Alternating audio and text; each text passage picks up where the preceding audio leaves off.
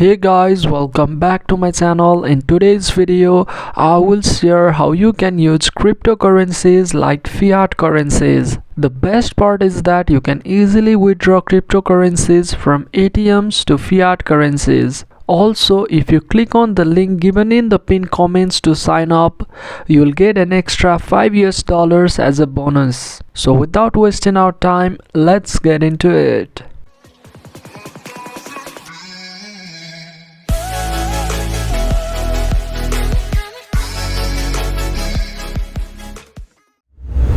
RedotPay is a fintech company based in Hong Kong that helps to provide cryptocurrency payment solutions globally for seamless and efficient transactions, and they have also received official authorization from Visa.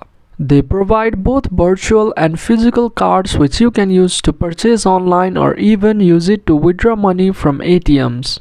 To order the card, you can use the link given in the pinned comments to sign up and head over to the Play Store or App Store and install this app.